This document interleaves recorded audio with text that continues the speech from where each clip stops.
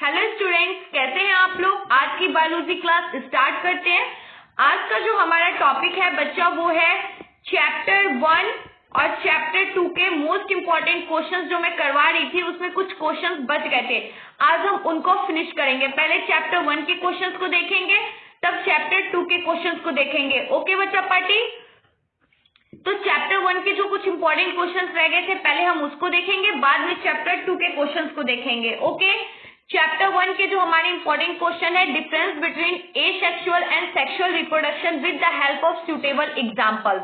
Okay, हम जानेंगे कि एसेक्सुअल और सेक्सुअल रिप्रोडक्शन क्या होता है, वो भी एग्जांपल के साथ। ओके, एग्जांपल के साथ जानेंगे कि सेक्सुअल और सेक्सुअल रिप्रोडक्शन में डिफरेंस बिटवीन क्या है। देखिए, एसेक्सुअल और सेक्सुअल रिप्रोडक्शन में डिफरेंस बिटवीन बताने का सबसे अच्छा तरीका है ये। एग्जाम में अगर आप इस तरीके को फॉलो करते हो तो आप अच्छा खासा मार्क्स गेन कर सकते हो। अगर ये 5 मार्क्स के क्वेश्चन में आता है तो अगर आप 5 पॉइंट्स लिखोगे तो 5 मार्क्स कैरी करोगे। ये पॉइंट्स के ऊपर डिपेंड है बच्चा, आप जितने पॉइंट्स लिखोगे उतने मार्क्स कैरी करोगे। ओके बच्चा पार्टी, गॉसिप्स नहीं करना है, आपस में बातचीत नहीं करना है। ये जो आपके चैप्टर 1 और चैप्टर 2 के इंपॉर्टेंट क्वेश्चंस बचे हैं उन पे ध्यान दो। इसके बाद हम लोग 7 चैप्टर, जो हमारा 6 चैप्टर तक हमने अच्छे से पढ़ाई कर लिया था, चैप्टर अच्छे से समझ लिया था, उसके बाद हम 7 चैप्टर को भी स्टार्ट करेंगे, उसकी भी स्टडी करेंगे क्योंकि एग्जाम बहुत नजदीक आ गया है। ओके, और साथ में इंपॉर्टेंट क्वेश्चन भी करेंगे। आ रही है ना मेरी बात समझ में सबको। चलो, तो एसेक्सुअल और सेक्सुअल रिप्रोडक्शन क्या होता है हम उसके बारे में जानेंगे। आप लोग घबराना नहीं कि मैम पहले आपने ये क्वेश्चन करवा रखा है, पहले ये क्वेश्चन करवा रखा है। मुझे याद है मैंने इंपॉर्टेंट क्वेश्चंस में एक बार करवा रखा है, बट मैं फिर से इस क्वेश्चन को वापस से रिकॉल करवा रही हूँ। ओके, एसेक्सुअल रिप्रोडक्शन का पहला पॉइंट है इट इज अ यूनिपेरेंटल। आप सबको पता है कि एसेक्सुअल रिप्रोडक्शन क्या होता है, यूनिपेरेंटल होता है। बिकॉज ऑफ द रीजन इसमें वन ही पेरेंट्स की इन्वॉल्वमेंट होती है, एक ही सेक्स ऑर्गन की इन्वॉल्वमेंट होती है। ओके, एक ही पेरेंट्स कैपेबल है ऑफ स्प्रिंग को प्रोड्यूस करने के लिए, एक ही पेरेंटल क्या है, कैपेबल है। Okay, it is usually by parental. Sexual reproduction क्या होता है बच्चा, बाई पेरेंटल होता है। इसमें 2 सेक्स ऑर्गन की इन्वॉल्वमेंट होती है, इसमें 2 पेरेंट्स की इन्वॉल्वमेंट होती है। Okay, gamete are not form. Asexual reproduction का सेकंड पॉइंट है gamete are not form. Asexual reproduction में क्या होती है, गैमेट की फॉर्मेशन नहीं होती है, बिकॉज इसमें फर्टिलाइजेशन की ही क्रिया नहीं होती है, दैट्स व्हाई कोई गैमेट की फॉर्मेशन नहीं होती है। दूसरे में है सेक्सुअल रिप्रोडक्शन में gamete are form. Sexual reproduction में गैमेट की फॉर्मेशन होती है, बिकॉज ऑफ द रीजन इसमें क्या होता है, फर्टिलाइजेशन की क्रिया संपन्न होती है। इसके अंदर 2 पेरेंटल बॉडी इन्वॉल्व होते हैं, गैमेट की फॉर्मेशन होती है, जाइगोट फॉर्म होता है। Okay, youngs ones form identical. Asexual reproduction में जो 1 यंग्स की जन्म होती है वो क्या होते हैं, बिल्कुल पेरेंट्स के आइडेंटिकल होते हैं, जिसके लिए हमने क्लोन वर्ड का यूज किया था। किसका वर्ड किया था, क्लोन वर्ड का यूज किया था, क्योंकि वो बिल्कुल पेरेंटल के जेनेटिकली मोर्फोलॉजिकली सिमिलर होते हैं, बिल्कुल फोटोकॉपी होते हैं। Okay, non identical young ones are form. इसमें non identical young ones form होते हैं, इसका मतलब है कि वो पेरेंट्स के फोटोकॉपी नहीं होते हैं। या तो पेरेंट्स की आंखें ब्राउन है तो बच्चे की आंखें जरूरी नहीं है कि उसमें ब्राउन ही होंगी, पेरेंट्स से उनका बिल्कुल चेहरा हूबहू नहीं मिलता है। Okay, it occurs in some lower organism. Asexual reproduction lower organism में देखा जाता है, निम्नधारी के जो जीव स्तरीय जीव है उनमें देखा जाता है। ओके, लोअर ऑर्गेनिज्म में देखा जाता है। It occur in almost all type in higher plant and animals. Asexual reproduction में तो लोअर ऑर्गेनिज्म में देखा जाता है, बट सेक्सुअल रिप्रोडक्शन में यही चीजें हायर प्लांट्स और एनिमल्स में देखे जाते हैं। इसका रीजन है क्योंकि ये सारे उच्च जीवधारी स्तन में ही देखे जाते हैं जो प्राइमेट मैमल्स हैं। ओके, और जो एसेक्सुअल रिप्रोडक्शन है वो नॉन प्राइमेट मैमल्स में देखे जाते हैं। You gated my point. चलो बच्चा पार्टी, तो हम अपने नेक्स्ट इंपॉर्टेंट क्वेश्चन की तरफ बढ़ते हैं। हमारा नेक्स्ट इंपॉर्टेंट क्वेश्चन है explain hydrophily with help of suitable example. Hydrophily क्या होता है, आप लोग हाइड्रोफिली से क्या रिलेटेड करते हो। हाइड्रो मतलब क्या होता है, वाटर। हाइड्रो मतलब क्या होता है, हाइड्रो मतलब क्या होता है, वाटर। मतलब ये पूछ रहा है कि explain hydrophily with a suitable example. Hydrophily को एक्सप्लेन करने का मतलब है कि वाटर वाले इक्वेटिक प्लांट्स को रिप्रेजेंट करना। ओके, वो भी किसके साथ? एक एग्जाम्पल के साथ। This question is a very important for exam of view. ये शॉर्ट आंसर टाइप जो क्वेश्चन है ये एग्जाम को लेकर मोस्ट इंपॉर्टेंट क्वेश्चन है। ओके, मैं बार बार रिपीट नहीं करूंगी।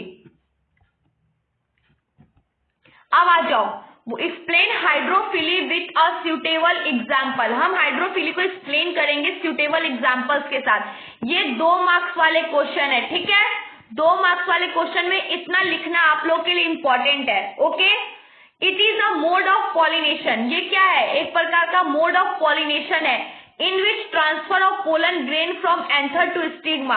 बच्चा, ये एक प्रकार का मोड ऑफ पॉलिनेशन है। एक प्रकार का क्या है? पॉलिनेशन का मोड है। इसके अंदर वाटर के द्वारा पॉलिनेशन होता है। Okay, in which transfer of pollen grain from anther to stigma. इसके अंदर ट्रांसफर किया जाता है किसको? पोलन ग्रेन को। कहा? Anther to stigma. Okay, through agency of water. इसका एजेंसी कौन होता है? इसका एजेंट कौन बनता है? वाटर एजेंट बनता है। वाटर के अंदर हाइड्रोफिली एक पॉलिनेशन का मोड है जिसके द्वारा पॉलिनेशन कराया जाता है। ये ट्रांसफर करते हैं किसको? पोलन ग्रेन को। कहा? एंथर से stigma through agency of water. किसके द्वारा? एजेंसी ऑफ वाटर के द्वारा। It occur only in some 30 genera of mostly monocots. Example है जोस्टेरिया एंड वेलिनिस्ट्रिया। ओके बच्चा, ये ज्यादातर 30 जेनेरिया में पाया जाता है, जो मोनोकोट्स होते हैं उसमें। ठीक है, जेनेरिया एक प्रजाति है जिसके अंदर ये मोस्टली मोनोकोट्स में पाया जाता है। ठीक है, जोस्टेरिया और वेलिनिस्ट्रिया ये सारे क्या है? हाइड्रोफिली के एग्जाम्पल है। ओके, आप लोग का डिमांड था मैम आप प्लीज अपने लैंग्वेज में आंसर दीजिए, अपने लैंग्वेज में आंसर दीजिए। बच्चा, ये मेरा ही लैंग्वेज है, मैंने बुक इस लैंग्वेज को चूज नहीं किया है। चाहो तो आप लोग एनसीईआरटी से मैच कर सकते हो, ये मेरी ही लैंग्वेज में आंसर दिया हुआ है। ओके, और आप लोग को एक और बात बता देती हूँ, जो भी इंपॉर्टेंट क्वेश्चंस है, जो भी इंपॉर्टेंट क्वेश्चंस है उनको बार बार नोटबुक में राइट डाउन करो, बार बार रिवीजन करो, क्योंकि वो क्वेश्चंस, ये क्वेश्चंस जो है वो बार बार रिपीट होने वाले एग्जाम में क्वेश्चन है। Okay, it is a mode of pollination, transfer of pollen grain from anther to stigma. Okay, hydrophily एक मोड ऑफ रिप्रोडक्शन है जिसमें पोलन ग्रेन को ट्रांसफर किया जाता है। कहाँ? Anther to stigma through agency of water. Okay, और इनके 2 एग्जाम्पल, ये भी बहुत इंपॉर्टेंट है। एग्जाम्पल्स इसलिए भी इंपॉर्टेंट है क्योंकि ये एमसीक्यू में भी पुट किए जाते हैं। ओके, चलो नेक्स्ट इंपॉर्टेंट क्वेश्चन की तरफ बढ़ते हैं। Define oestrous and menstrual cycle. इसमें क्या बोल रहा है? ओस्ट्रल्स और मेंस्ट्रुअल साइकिल को डिस्क्राइब करना है। या तो आप पहले ए करके ओस्ट्रल साइकिल को डिफाइन कर लो या बी करके मेंस्ट्रुअल साइकिल को डिफाइन कर लो। अगर आप ऐसे नहीं करना चाहते हो बच्चा, तो जैसे ए सेक्सुअल और सेक्सुअल रिप्रोडक्शन को हमने डिफाइन किया था, बीच में डिफरेंस बिटवीन करके एक तरफ इसको और एक तरफ इसको ऐसे भी डिफाइन कर सकते हैं। ओके, चलो तो हम लोग इसके डेफिनेशन को देखते हैं। आ जाओ बच्चा पार्टी। पहले इन्होंने पहले यहाँ मैंने ऐसे डिस्क्राइब किया है ओस्ट्रल साइकिल किसको कहते हैं, पहले वो देख लेते हैं। Oestrous cycle is a cyclic change of female reproductive organ. बच्चा, जो ओस्ट्रल साइकिल है वो साइक्लिक चेंज किसके अंदर होती है? फीमेल्स के अंदर होती है। किसके दौरान? रिप्रोडक्टिव ऑर्गन में होती है, रिप्रोडक्शन के दौरान। इन नॉन प्राइमेट फीमेल्स, ये नॉन प्राइमेट फीमेल्स को फॉलो करती है, जैसे हो गया dog, cat, cow, etc. Okay, ये नॉन प्राइमेट फीमेल्स को फॉलो करती है। कौन? Oestrus cycle, cyclic change of female reproductive organ, जिसके अंदर साइकिल चेंज होता है। कब? फीमेल रिप्रोडक्टिव ऑर्गन के अंदर जब साइक्लिक चेंज होती है, किसके अंदर? नॉन प्राइमेट फीमेल्स के अंदर। उसके एग्जाम्पल क्या है? Dog, cat, cow, etc. Okay, in which there is a high level of estrogen hormone in female। इसके अंदर फीमेल के अंदर हाई लेवल में एस्ट्रोजन हार्मोन प्रेजेंट होता है in female during breeding season only. ये तब होता है जब औरतें अपनी मासिक चक्र से, अपनी पीरियोडिक साइकिल से गुजर रही होती है, तब उनके बॉडी के अंदर एस्ट्रोजन हार्मोन्स का लेवल क्या होता है? बहुत ज्यादा हाई होता है। Okay, There is a sex argue in such females to receive the male, but they are sexually passive during a rest of the time। ये बच्चा वो दौरान होता है जब वो सेक्स करने के लिए बहुत ज्यादा इच्छुक होती है। ये उनका वो टाइम होता है, बहुत कंसेसिव टाइम होता है, जिस टाइम अगर मेन का टेस्टिस फीमेल के ओवम के अंदर गया और उनके अंदर से डीएनए, उनके अंदर से स्पर्म फॉर्म हुआ, सॉरी बच्चा पार्टी,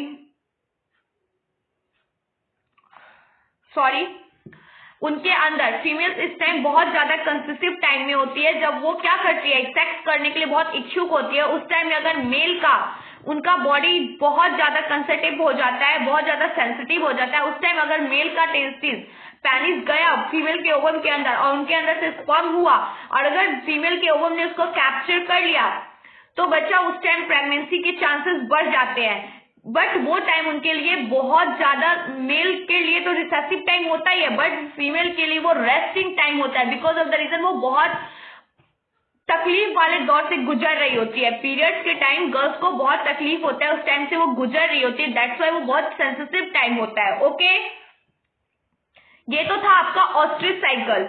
आप लोग को आई थिंक समझ में आ गया होगा कि ऑस्ट्रिच साइकिल क्या है। ये एक साइक्लिक चेंज है जो रिप्रोडक्टिव ऑर्गन के थ्रू होता है। ये किसके अंदर होता है, नॉन प्राइमेट फीमेल्स के अंदर होता है, जैसे हो गई डॉग, काउ, कैट, जो मादा वाली है उनके अंदर होता है। Okay, in which there is a high level of estrogen, इसके अंदर high level of oestrogen hormone present होता है। जब फीमेल्स अपनी ब्रीडिंग से सीजन से गुजर रही होती है उसके टाइम इसके अंदर फीमेल रिसीव कर सकती है मेल्स को, बट वो सेक्सुअली पैसिव टाइम होता है, रेस्ट ऑफ टाइम, वो फीमेल के लिए रेस्ट ऑफ टाइम होता है। ओके, आपको इतना याद रखना है कि ऑस्ट्रल साइकिल फीमेल के अंदर होता है। ओके, अब आ जाओ, एक minute, sorry, menstrual cycle take place in primate females. ये प्राइमेट फीमेल्स के अंदर लेती है, मतलब उच्चधारी वाली, such as monkey, apes and human, जो उच्च जीवधारी है उनके अंदर होता है बच्चा कौन सा, menstrual cycle. It start by onset of puberty, जैसे ही आप अपने एज पे आ जाते हो, एडल्ट एज हो जाता है, उसके बाद ये पॉवर्टी लाइन शुरू हो जाती है and finally stop at the age of 40-50। और ये फाइनली कब जाके स्टॉप होती है, 40-50 ईयर्स पे जाके स्टॉप होती है इन ह्यूमन फीमेल्स। ज्यादातर ये ह्यूमन फीमेल्स में, जो ह्यूमन का मेंस्ट्रुअल साइकिल है, ह्यूमन के अंदर मेल का मेंस्ट्रुअल साइकिल नहीं समझ लेना। ओके, मैं फीमेल की बात कर रही हूँ, किसकी बात कर रही हूँ, फीमेल की बात कर रही हूँ, क्योंकि फीमेल ही सिर्फ पीरियोडिक टाइम से गुजरती है। तो फीमेल कब तक पीरियड आ सकती है, सिर्फ 45 to 50 ईयर्स। ऐसा जरूरी नहीं बच्चा कि 45 ईयर्स तक तो लास्ट एज है, 50 ईयर्स लास्ट है, बट कोई 40 पे भी खत्म हो जाए, 45 पे, 46 पे भी खत्म हो सकती है। ओके, ये फीमेल्स के अंदर होता है। At the end of each cycle, जब साइक्लिक की एंड हो रही होती है, there is a discharge of blood को वो डिस्चार्ज कर देती है, जिसको मेंस्ट्रुएशन टाइम बोलते हो, जिसको मासिक चक्र बोलते हैं हम लोग, पीरियड टाइम्स बोलते हैं। वो लड़की कब एंडिंग पे आती है, 45 से 50 ईयर्स के बीच में उनका एंड हो जाता है। उसके बाद वो कभी माँ नहीं बन सकती है। माँ आप तभी तक बन सकते हो जब आपका पीरियोडिक साइकिल बिल्कुल टाइम टू टाइम आ रहा है, आप बिल्कुल सही हो, हेल्दी हो, आपका मेंस्ट्रुएशन साइकिल हेल्दी है, दैट टू भी आप प्रेग्नेंट हो सकते हो। बट अगर आपका पीरियोडिक टाइम टेबल अच्छा नहीं है, एस्ट्रोजन प्रोस्ट्रोजन की मात्रा बॉडी में सही नहीं है और आप अपनी बॉडी, आपका एज टाइम भी बढ़ता जा रहा है, दैट्स व्हाई आप अपने ब्लड से डिस्चार्ज करोगे, मेंस्ट्रुएशन से खत्म होगे, दैट्स व्हाई आप क्या हो जाओगे, प्रेग्नेंट नहीं हो सकते हो। Okay, that's why menstruation cycle किसके अंदर रेस्ट लेता है, प्राइमेट फीमेल्स के अंदर। वो कौन कौन से है, monkey, apes and human female आ गया। ठीक है, ये स्टार्ट होता है पोवर्टी एज पे, जिसको हम एडल्ट एज बोलते हैं। ठीक है, बॉयजों के अंदर भी बहुत सारे चेंजेस आ जाते हैं तुरंत, कब, जब वो अपने पोवर्टी लाइन से गुजर रहे होते हैं, तब उनके एडोलसेंस में चेंज हो जाते हैं, अब प्यूबरिक हेयर आ जाती है, बहुत कुछ ऐसा चेंज हो जाता है। एटलीस्ट बॉयज में ज्यादातर देखोगे कि उनके अंडर आर्म्स, बॉडी पे उनके मोस्टर्स आ जाते हैं, बहुत सब कुछ ऐसा है जो बच्चों उनके बॉडीज पे आ जाते हैं, जिससे हमें पता लग जाता है कि आप एडल्ट हो रहे हैं। और हम लड़कियों के अंदर भी ऐसे बहुत से चेंजेस होते हैं जिससे हमें पता लगता है कि हम एडल्ट हो रहे हैं। Okay, and finally stop at the age of 40-50। और फाइनली ये कब स्टॉप होता है, 40-50 के एज पे स्टॉप होता है इन ह्यूमन फीमेल्स। ये ज्यादातर ह्यूमन फीमेल्स में देखा जाता है बच्चा। Okay, at the end of cycle there is a discharge of blood called menstruation. और जब वो अपने ब्लड पीरियड से खत्म होती है, उसी साइकिल को मेंस्ट्रुएशन साइकिल बोलते हैं। ओके, चलो तो हम अपने नेक्स्ट क्वेश्चन की तरफ बढ़ते हैं। हमारा नेक्स्ट क्वेश्चन है, what do you mean by what do you mean by protandry, write its benefit. Protandry क्या होता है हमें वो बताना है और उसके बेनिफिट्स क्या होते हैं वो बताना है। तो चलो हम देखते हैं कि प्रोटेंडरी क्या होता है और उसके बेनिफिट्स क्या क्या है। Protandry is a collection of first maturity of male sex organ. बच्चा प्रोटेंडरी क्या है, एक कलेक्शन है। किसका कलेक्शन है, मैच्योरिटी का कलेक्शन है। किसके अंदर, मेल सेक्स ऑर्गन के अंदर। It is a hermaphrodite bisexual individually. ये बाइसेक्सुअल्स के लिए बोला गया है जिसमें दोनों सेक्स ऑर्गन इन्वॉल्व होते हैं। ये हर्माफ्रोडाइट्स होता है। हर्माफ्रोडाइट्स का मतलब ये बच्चा बाइसेक्सुअल जिसमें दोनों सेक्स ऑर्गन इन्वॉल्व होते हैं। So it check the self fertilization. ये क्या चेक करते हैं, आपका खुद का क्षमता चेक करते हैं, सेल्फ फर्टिलाइजेशन चेक करते हैं। And it promote the cross fertilization, example earthworm. और ये क्रॉस फर्टिलाइजेशन को प्रमोट करते हैं कि आप दोनों एक दूसरे में क्या कर सको, निषेचन की क्रिया को संपन्न कर सको। इसका एक अच्छा एग्जाम्पल है अर्थवर्म। ओके, अर्थवर्म आपस में क्या कर लेते हैं, सेक्स कर लेते हैं, जिससे इनकी फर्टिलाइजेशन की पता चलती है, इनका सेल्फ फर्टिलाइजेशन कितना स्ट्रांग है इसका पता चलता है। ओके, और ये किसको प्रमोट करते हैं, क्रॉस फर्टिलाइजेशन को प्रमोट करते हैं। ओके, यही है प्रोटेंडरी। आपसे कोई भी पूछेगा प्रोटेंडरी क्या होता है, तो प्रोटेंडरी एक कलेक्शन है। किसका कलेक्शन है, मैच्योरिटी का कलेक्शन है। किसके अंदर, मेल सेक्स ऑर्गन के अंदर ये मैच्योरिटी का कलेक्शन है। ओके, इसको हर्माफ्रोडाइट या बाइसेक्सुअल दोनों में से आप कुछ भी कह सकते हो। ठीक है, ये अपनी सेल्फ फर्टिलिटी को चेक करने के लिए यूज किया जाता है। एंड ये क्या करती है, प्रमोट करती है किसको, क्रॉस फर्टिलाइजेशन को। Okay, that's a example of good example है इसका अर्थवर्म। ओके, चलो तो नेक्स्ट क्वेश्चन को देखते हैं। डिफाइन बर्ड, बर्ड्स को डिफाइन करना है, ब्यूल्विल्स को डिफाइन करना है विथ एन एग्जाम्पल। एग्जाम्पल के साथ बर्ड्स को और बुलविल्स को डिफाइन करना है। तो चलो देखते हैं बर्ड्स क्या होता है। Bird are asexual reproduction structure on body. Birds क्या है बच्चा, एसेक्सुअल रिप्रोडक्शन स्ट्रक्चर है ऑन बॉडी के अंदर ऑफ सच इंडिविजुअल। और ये इंडिविजुअल्स में देखा जाता है, जैसे हो गया आपको हाइड्रा। हाइड्रा का इंपॉर्टेंट एग्जाम्पल थी बर्डिंग इन हाइड्रा। बर्डिंग किस में होता है, हाइड्रा में होता है। दैट्स वाई बच्चा बर्ड्स को डिफाइन करने के लिए बोला गया। मतलब यहाँ ए मोटिव सेक्सुअल को नहीं, ए सेक्सुअल रिप्रोडक्शन की बात की जा रही है। मतलब बर्ड्स, बुलविल्स ये सारे किसके हैं, वेजिटेटिव प्रोपोगेशन और आपको ए सेक्सुअल रिप्रोडक्शन को फॉलो कर रहे हैं। मतलब ये ऑर्गेनिज्म की बात हो रही है। दैट्स वाई बर्ड किसको रिप्रेजेंट कर रहा है, यहाँ बर्ड से मतलब है बर्डिंग। ओके, ये शॉर्ट फॉर्म है बर्डिंग का बर्ड। ये एक सेक्सुअल रिप्रोडक्शन का स्ट्रक्चर है जो इंडिविजुअल स्ट्रक्चर है। इसका एग्जांपल है हाइड्रा, क्योंकि बर्डिंग किसके अंदर होता है, हाइड्रा के अंदर होता है। और बुलविल्स किसके अंदर होता है, वेजिटेटिव प्रोपोगेशन के अंदर होता है। ठीक है, व्हेन बुलविल्स आर वेजिटेटिव प्रोपोगेशन, ये वेजिटेटिव प्रोपोगेशन है। Angiosperm capable of give rising new offspring, example है बुलविल और एगीव। बच्चा ये वेजिटेटिव रिप्रोडक्शन के जिसको राइजोम, सुगर ये सब बोला गया था, वो सारे किसके रिप्रोडक्टिव ऑर्गन्स है, वेजिटेटिव प्रोपोगेशन के।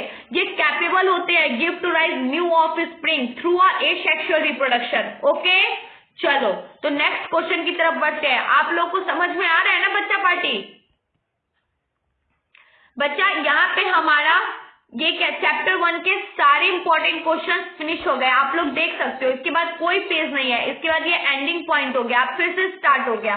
ओके, हमने चैप्टर 1 के सारे इंपॉर्टेंट क्वेश्चंस को फिनिश कर लिया है। अब हमारे चैप्टर 2 के जो बचे हुए इंपॉर्टेंट क्वेश्चंस है हम लोग उसको देखेंगे। ओके, चलो तो चैप्टर 2 के बचे हुए इंपॉर्टेंट क्वेश्चंस पे आ जाते हैं। हमारा चैप्टर 2 का जो बचा हुआ इंपॉर्टेंट क्वेश्चन है, देखो मैंने आप लोगों को लास्ट क्लास में यहाँ पे एंड किया था। फॉल्स फ्रूट क्या होता है, पार्थेनोकार्पी क्या होता है, ट्रू फ्रूट क्या होता है, पॉलीएम्ब्रियो क्या होता है। यहाँ पे हमने क्लास को एंड किया था ना लास्ट टाइम चैप्टर 2 के इंपॉर्टेंट क्वेश्चन पे। अब हम यहाँ पे हमने एंडिंग की थी, तो इसके बाद जो हमारे बचे हुए इंपॉर्टेंट क्वेश्चन है उनको देखेंगे।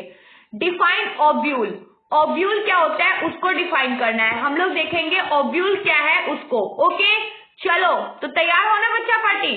चलो देखते हैं ओव्यूल का क्या मतलब है। Plant structure and that develop into a seed, जो प्लांट का स्ट्रक्चर है बच्चा उसकी डेवलपमेंट किसके अंदर हो, सीड के अंदर हो, When fertilized is called ovule, और जब वो फर्टिलाइज हो जाए, निषेचन के लिए संपन्न हो जाए, निषेचन क्रिया करने के लिए, तो उसको क्या कहते हैं? ओव्यूल कहते हैं। ओव्यूल किसको कहते हैं? एक प्लांट स्ट्रक्चर को बच्चा जो डेवलप हो जाए, किसके अंदर? सीड के अंदर डेवलप हो जाए। Okay, when fertilized is called ovule, और जब वो फर्टिलाइज करेगा तो उसको क्या बोलेंगे? ओव्यूल बोलेंगे। Okay, A mature ovule consist of food tissues. एक मैच्योर ओव्यूल जो होता है, जो पूरी तरीके से परिपक्व हो जाता है, पूरा मैच्योर हो जाता है, उसके अंदर मैच्योरिटी लेवल कंसिस्ट हो जाती है, वो क्या कंसिस्ट करता है? एक फूड टिश्यू को कंसिस्ट करता है, जो कवर होता है 1 और 2 फर्दर सीड कोट से। जो किससे कवर होता है? 1 और 2 सीड कोट से, मतलब या 1 या 2 लेयर के सीड कोट से क्या होता है? कवर होता है। ओके, जिसको हम लोग इंटीग्यूमेंट्स के नाम से जानते हैं। इंटीग्यूमेंट्स किसको बोलते हैं? एक मैच्योर सीड जो होता है, जो फूड टिश्यू से कवर होता है 1 और 2 लेयर से, सीड कोट से, उसी को इंटीग्यूमेंट्स बोलते हैं। Okay, after germination a mature seed grow into a complete adult plant. After germination के बाद जो मैच्योर सीड होता है वो ग्रो करता है कंप्लीट एडल्ट प्लांट में। ओके, किसमें ग्रो करता है? कंप्लीट एक एडल्ट प्लांट में ग्रो करता है। Ovule is located inside the part of flower. Ovule कहाँ लोकेटेड करता है? फ्लावर के पार्ट में लोकेट करता है। ओके, कॉल्ड जाइनोशियम, जिसको जाइनोशियम कहा गया है। एंड्रोशियम मेल रिप्रोडक्टिव पार्ट है और जाइनोशियम फीमेल रिप्रोडक्टिव पार्ट है। ओके, जैसे मान लो आपने एक सीड को यहाँ पे मिट्टी में बो दिया, ठीक है, वो सीड के दो पार्ट्स होके उसमें एक छोटा सा प्लांट निकलेगा। बाद में वो सीड फट के रूट्स के अंदर चली जाती है और लीव वगैरह होते होते प्लांट एक एडल्ट प्लांट में चेंज हो जाता है। ओके, इसी को ओव्यूल बोला जाता है। कंफ्यूज नहीं होना है, कोई भी पूछेगा डिफाइन ओव्यूल, तो ओव्यूल को डिफाइन कैसे करना है? ये एक प्लांट स्ट्रक्चर है जो डेवलप होता है किसके अंदर? सीड के अंदर। सीड के थ्रू ही तो डेवलप होगा, और वो फर्टिलाइज होने के बाद ओव्यूल कहलाता है। मतलब पूरा निषेचन हो जाएगा तो वो ओव्यूल कहलाएगा।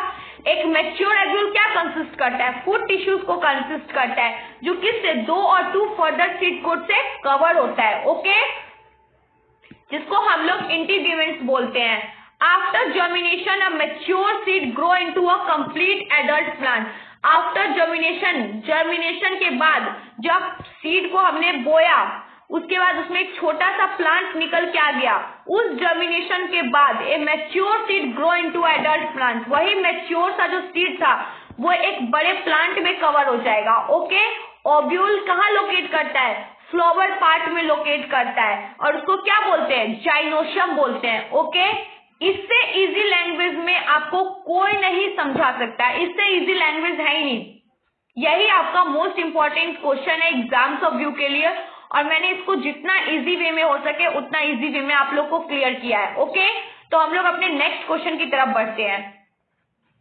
Right about false fruit with example. हमें यहाँ पे फॉल्स फ्रूट के बारे में बताना है एग्जाम्पल के साथ कि फॉल्स फ्रूट क्या होता है। मैंने ये चीजें आपको पहले भी क्वेश्चंस में बताया था, तो वो बहुत सारे चीजों के साथ आया था कि आप पार्थेनोकार्पी को डिफाइन करो, फॉल्स फ्रूट को आपको ऐसे बहुत से दे देंगे, true fruit, false fruit, parthenocarpy, इन सबको डिफाइन, इनमें से किसी 2 को डिफाइन कीजिए अगर शॉर्ट आंसर टाइप में आएगा तो। ओके, 1 मार्क्स का होगा। पर यहाँ पे उन्होंने सिर्फ आपसे पूछा है कि आप फॉल्स फ्रूट के बारे में बताइए विथ एग्जाम्पल, तो मतलब आपको सिर्फ फॉल्स फ्रूट के बारे में डिफाइन करना है एग्जाम्पल के साथ। ये 2 मार्क्स का क्वेश्चन है। ओके, तो चलो देखते हैं कैसे डिफाइन करेंगे फॉल्स फ्रूट को। Apple is an important example of false fruit.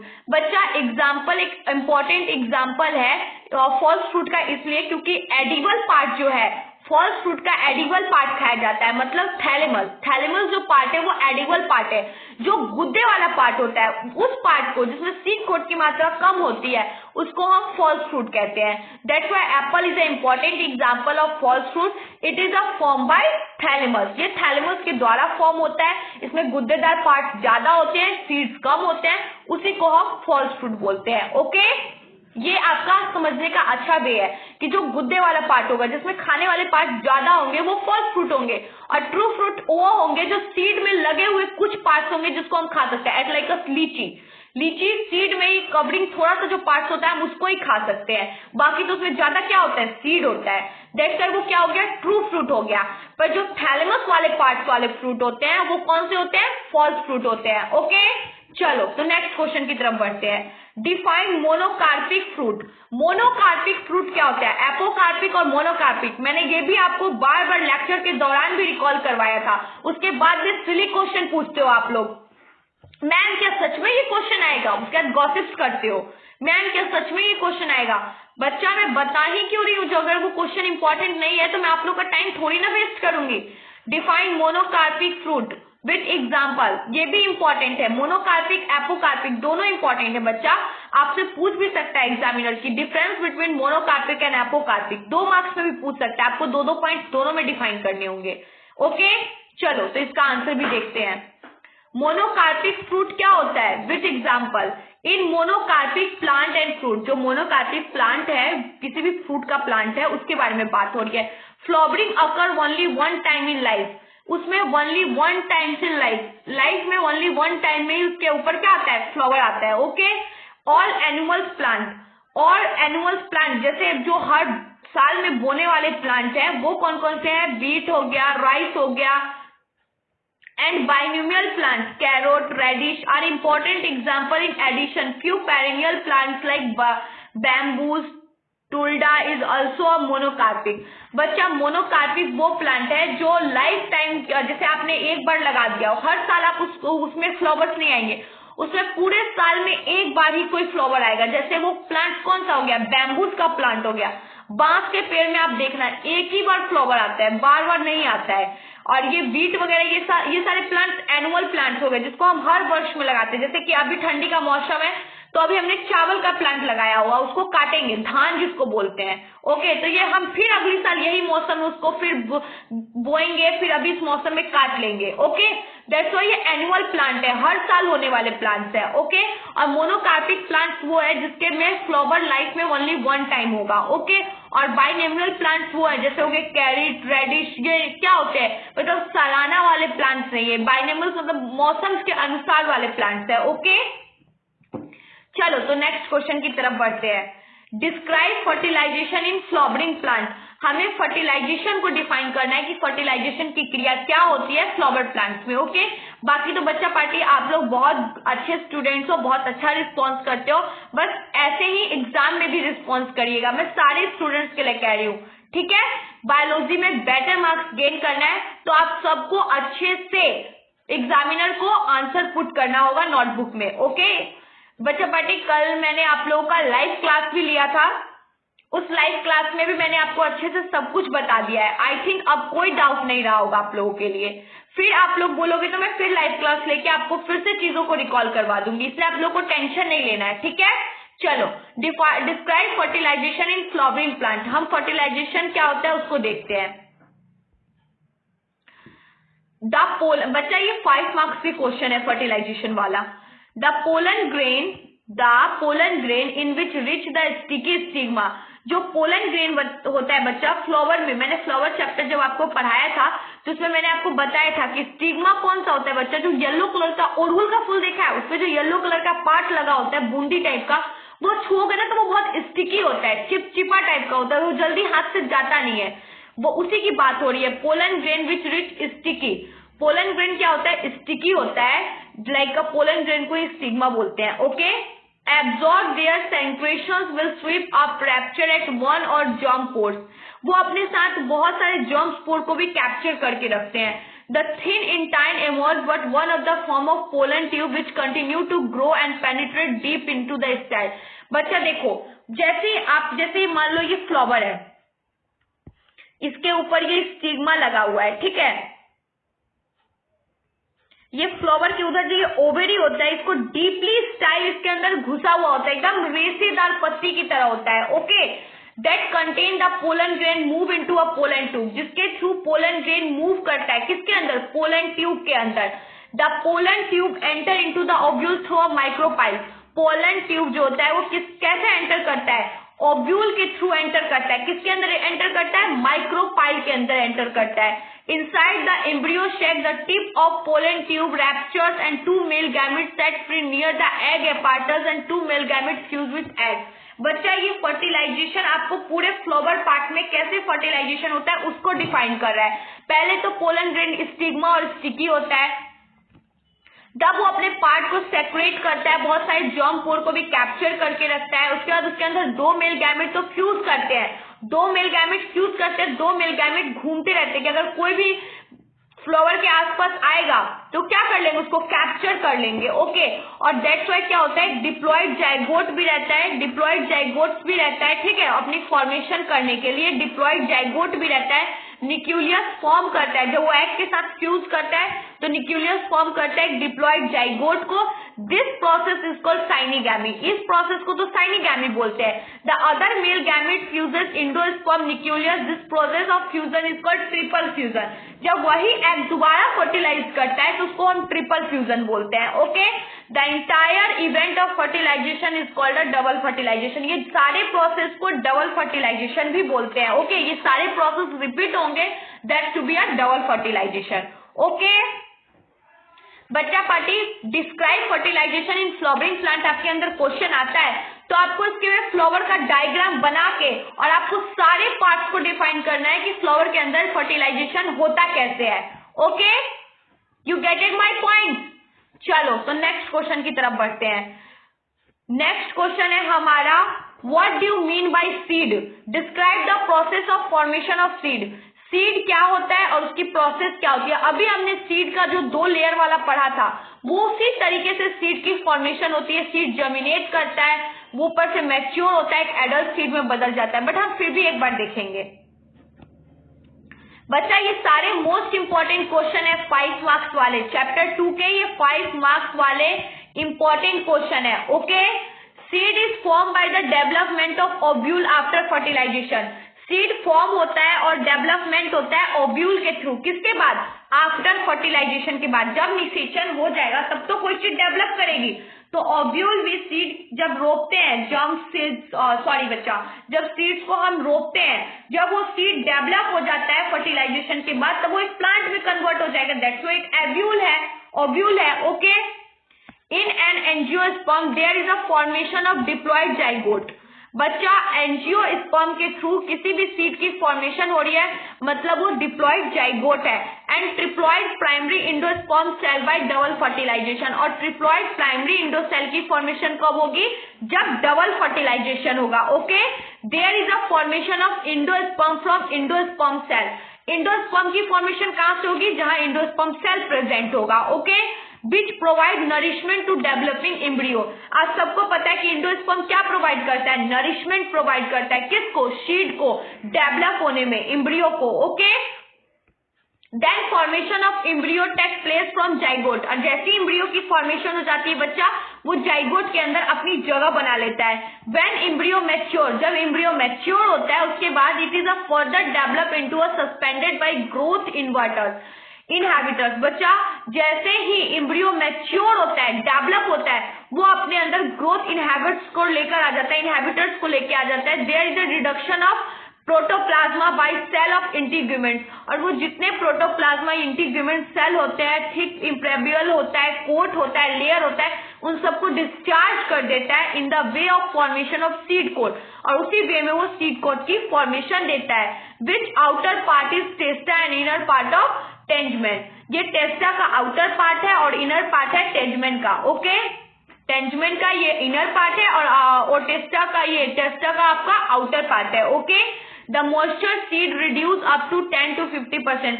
जिसके बाद क्या हो जाता है? मॉइस्चर धीरे धीरे सीड्स को छोड़ने लगता है, क्योंकि वो तो रूट्स के अंदर जकड़ जाता है, रूट्स के अंदर ग्रो होने लगता है, तो नरिशमेंट धीरे धीरे कम जाता है।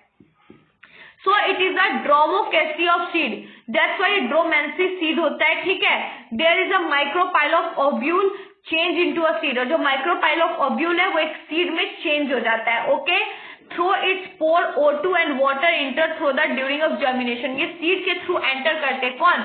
वाटर हो गया, ऑक्सीजन हो गया, ये सीड के थ्रू एंटर करते हैं जिसके थ्रू उनका जर्मिनेशन होता है, उनका जन्म होता है, वो एक पौधे में, एडल्ट प्लांट में चेंज होता है। ये आप अपने मन से भी बना के लिख सकते हो कि सीड की जर्मिनेशन क्या होती है, कैसे सीड की फॉर्मेशन होती है, या आप अपने वर्ड में भी एक्सप्लेन कर सकते हो। ओके बच्चा, ऐसा क्वेश्चन जब भी आपको एग्जामिनर एग्जाम में पुट करता है तो घबराने की जरूरत नहीं है। अगर आपको ये लैंग्वेज नहीं समझ में आ रहा है तो आप सब लोग अपनी लाइफ में एक पौधा तो जरूर लगाए होंगे, उसको अपनी लैंग्वेज में भी लिख सकते हो कि कैसे प्लांट के अंदर पानी जाता है, कैसे प्लांट का फोटोसिंथेसिस प्रोसेस होता है, कैसे एक सीड प्लांट में चेंज होता है, कैसे ओव्यूल की फर्टिलाइजेशन के बाद डेवलपमेंट होती है, ये आप अपने वर्ड में भी लिख सकते हो। ओके चलो तो नेक्स्ट क्वेश्चन को देखते हैं।